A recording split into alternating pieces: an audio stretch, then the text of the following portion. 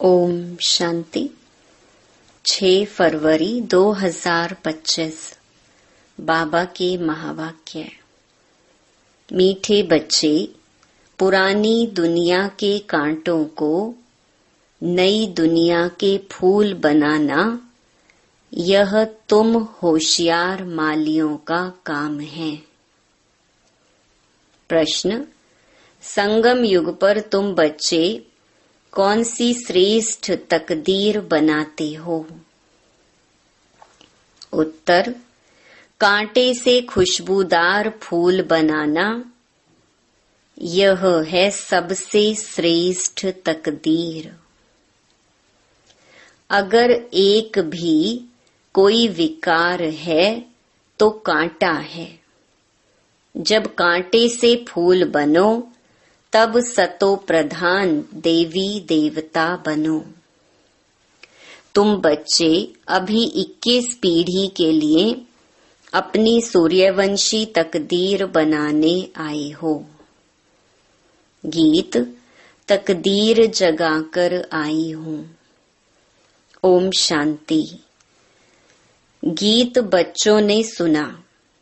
यह तो कॉमन गीत है, क्योंकि तुम हो माली, बाप है बागवान।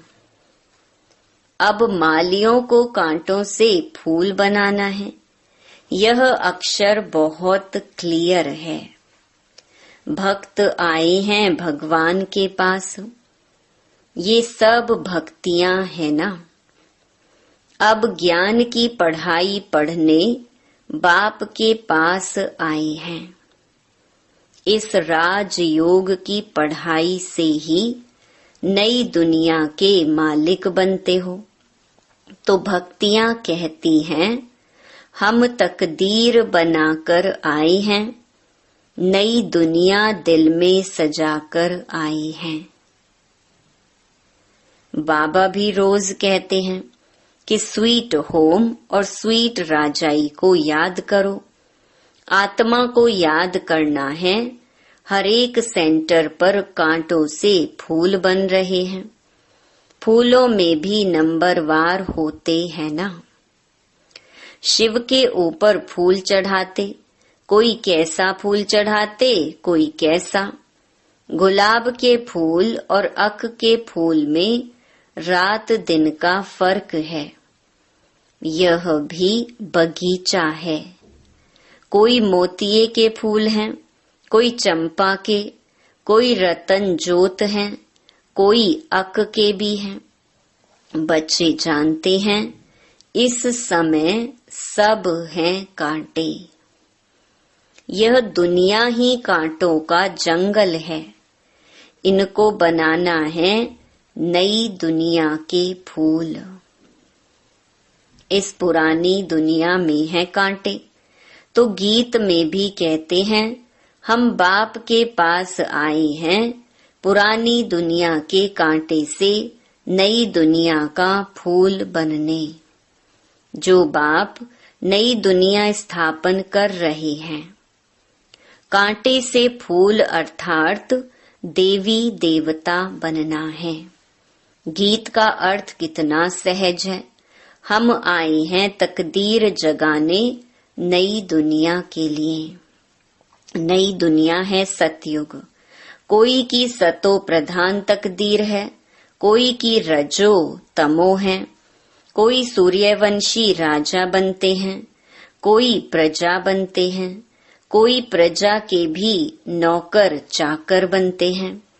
यह नई दुनिया की राजाई स्थापन हो रही है। स्कूल में तकदीर जगाने जाते हैं ना।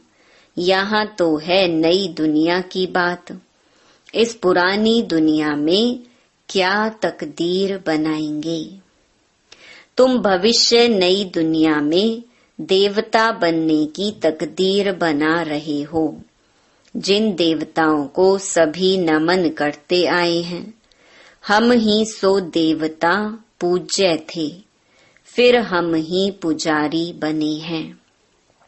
21 जन्मों का वर्षा बाप से मिलता है, जिसे 21 पीढ़ी कहा जाता है। पीढ़ी वृद्ध अवस्था तक को कहा जाता है। बाप 21 पीढ़ी का वर्षा देते हैं, क्योंकि युवा अवस्था में व बचपन में बीच में अकाले मृत्यु कभी होता नहीं। इसीलिए उनको कहा जाता है अमर लोक। यह है मृत्यु लोक, रावण राज्य। यहाँ हरेक में विकारों की प्रवेशता है। जिसमें कोई एक भी विकार है तो कांटे हुए ना। बाप समझेंगे माली रॉयल खुशबूदार फूल बनाना नहीं जानते हैं। माली अच्छा होगा तो अच्छे अच्छे फूल तैयार करेंगे। विजयमाला में पिरोने लायक फूल चाहिए। देवताओं के पास अच्छे अच्छे फूल ले जाते हैं ना। समझो क्वीन एलिजाबेथ आती है तो एकदम फर्स्ट क्लास फूलों की माला बनाकर ले जाएंगे। यहाँ के मनुष्य तो हैं तमो प्रधान। शिव के मंदिर में भी जाते हैं, समझते हैं ये भगवान हैं। ब्रह्मा विष्णु शंकर को तो देवता कहते हैं, शिव को भगवान कहेंगे तो वह ऊंच ते ऊंचा हुआ ना। अब शिव के लिए कहते धतूरा खाता था, भांग पीता था, कितनी ग्लानि करते हैं। फूल भी अक के ले जाते हैं। अब ऐसा परम पिता परमात्मा उनके पास ले क्या जाते हैं। तमो प्रधान कांटों के पास तो फर्स्ट क्लास फूल ले जाते हैं। और शिव के मंदिर में क्या ले जाते, दूध भी कैसा चढ़ाते हैं। 5% दूध, बाकी 95% पानी। भगवान के पास दूध कैसा चढ़ाना चाहिए, जानते तो कुछ भी नहीं। अब तुम अच्छी रीति जानते हो, तुम्हारे में भी नंबरवार हैं। जो अच्छा जानते हैं उनको सेंटर का हेड बनाया जाता है। सब तो एक जैसे नहीं होते। भल पढ़ाई एक ही है। मनुष्य से देवता बनने की ही एम ऑब्जेक्ट है, परंतु टीचर तो नंबरवार है ना। विजयमाला में आने का मुख्य आधार है पढ़ाई। पढ़ाई तो एक ही होती है, उसमें पास तो नंबरवार होते हैं ना। सारा मदार पढ़ाई पर है।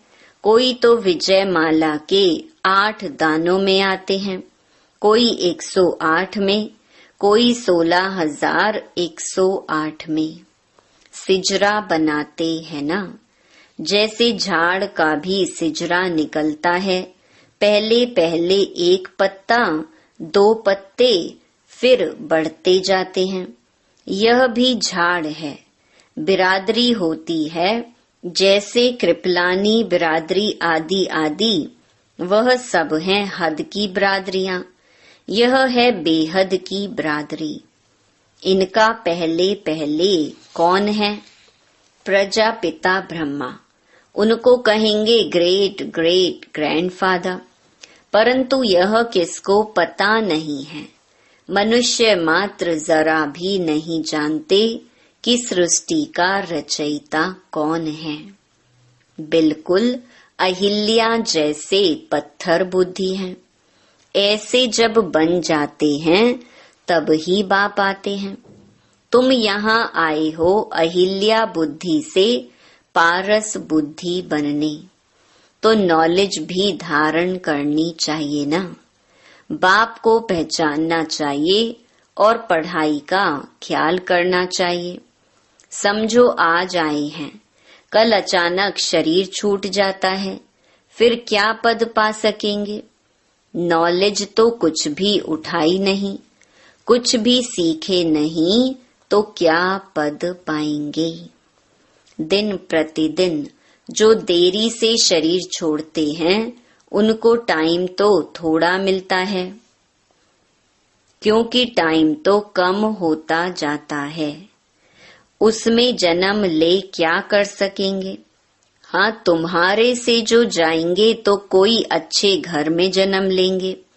संस्कार ले जाते हैं तो वह आत्मा झट जाग जाएगी, शिव बाबा को याद करने लगेगी।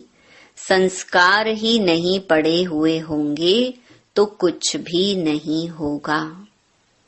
इसको बहुत महीनता से समझना होता है। माली अच्छे अच्छे फूलों को ले आते हैं तो उनकी महिमा भी गाई जाती है। फूल बनाना तो माली का काम है ना। ऐसे बहुत बच्चे हैं जिनको बाप को याद करना आता ही नहीं है। तकदीर के ऊपर है ना। तकदीर में नहीं है तो कुछ भी समझते नहीं। तकदीरवान बच्चे तो बाप को यथार्थ रीति पहचान कर उन्हें पूरी रीति याद करेंगे। बाप के साथ साथ नई दुनिया को भी याद करते रहेंगे। गीत में भी कहते हैं ना, हम नई दुनिया के लिए, नई तकदीर बनाने के लिए आए हैं।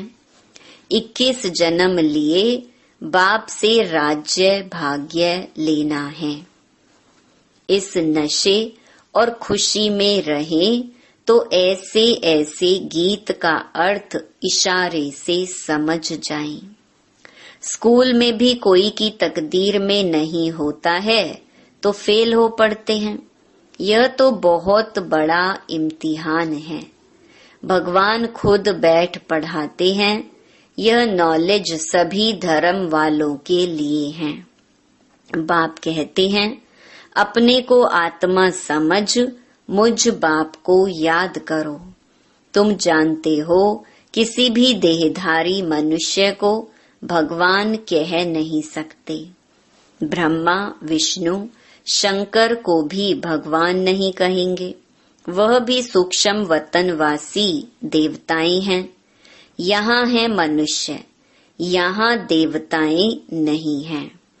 यह है मनुष्य लोक। यह लक्ष्मी नारायण आदि दैवी गुण वाले मनुष्य हैं जिसको डेइटिज्म कहा जाता है। सतयुग में सभी देवी देवता हैं। सूक्ष्म वतन में है ही ब्रह्मा, विष्णु, शंकर। गाते भी हैं, ब्रह्मा देवताय नमः, विष्णु देवताय नमः। फिर कहेंगे शिव परमात्माय नमः। शिव को देवता नहीं कहेंगे और मनुष्य को फिर भगवान नहीं कह सकते। 3 फ्लोर है ना। हम हैं 3rd फ्लोर पर। सतयुग के जो दैवी गुण वाले मनुष्य हैं वही फिर आसुरी गुण वाले बन जाते हैं। माया का ग्रहण लगने से काले हो जाते हैं। जैसे चंद्रमा को भी ग्रहण लगता है ना। वह है हद की बातें, यह है बेहद की बात। बेहद का दिन और बेहद की रात है। गाते भी हैं ब्रह्मा का दिन और रात। तुमको अभी एक बाप से ही पढ़ना है, बाकी सब कुछ भूल जाना है। बाप द्वारा पढ़ने से तुम नई दुनिया के मालिक बनते हो। यह सच्ची सच्ची गीता पाठशाला है।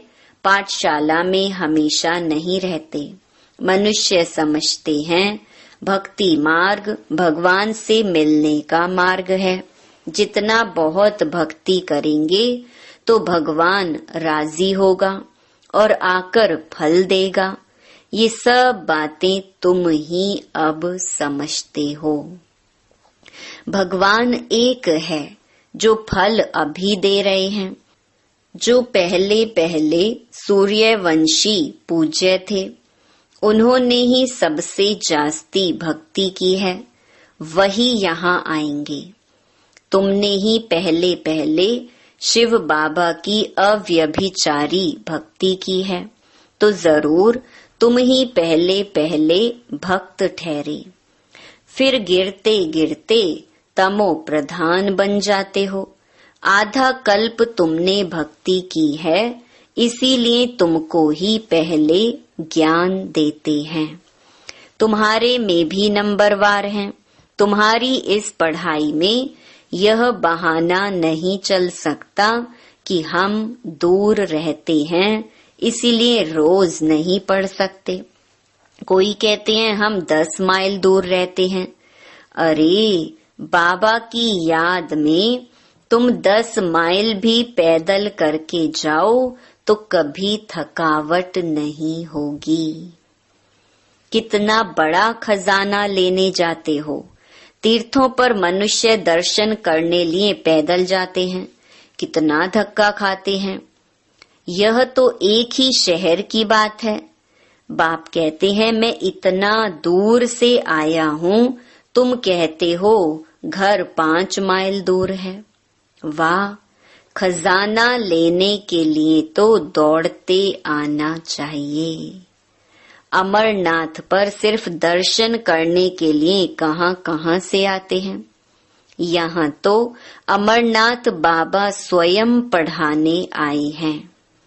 तुमको विश्व का मालिक बनाने आया हूँ। तुम बहाना करते रहते हो। सवेरे अमृत वेले तो कोई भी आ सकते हैं। उस समय कोई डर नहीं है, कोई तुमको लूटेंगे भी नहीं।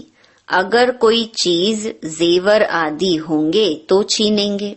चोरों को चाहिए ही धन पदार्थ, परंतु किसकी तकदीर में नहीं है तो फिर बहाने बहुत बनाते हैं। पढ़ते नहीं तो अपना पद गंवाते हैं। बाप आते भी भारत में हैं, भारत को ही स्वर्ग बनाते हैं।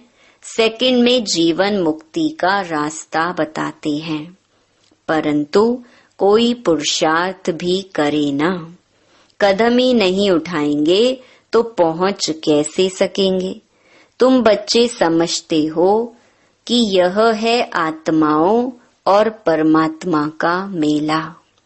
बाप के पास आए हैं स्वर्ग का वर्षा लेने। नई दुनिया की स्थापना हो रही है।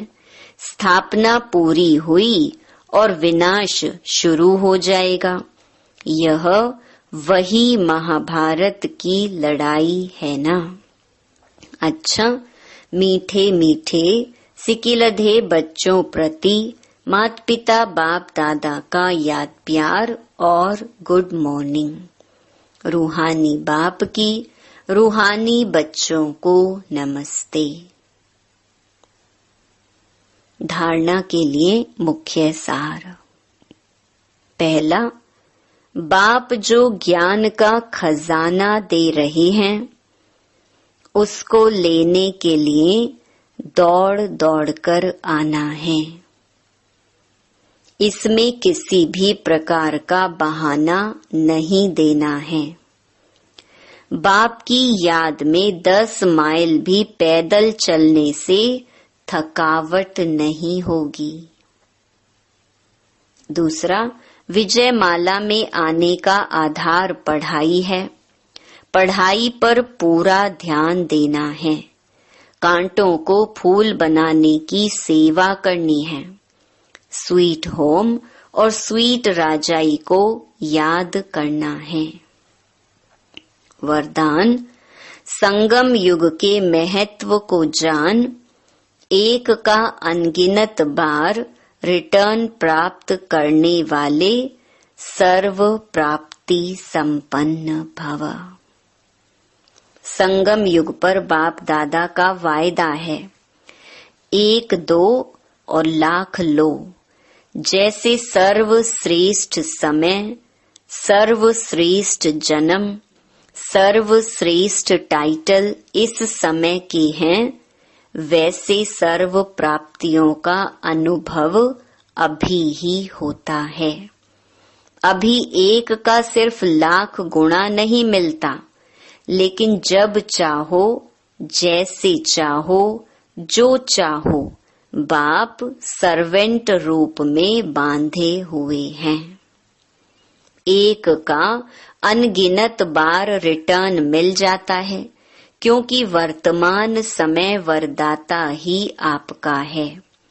जब बीज आपके हाथ में है तो बीज द्वारा जो चाहो वह सेकंड में लेकर सर्व प्राप्तियों से संपन्न बन सकते हो।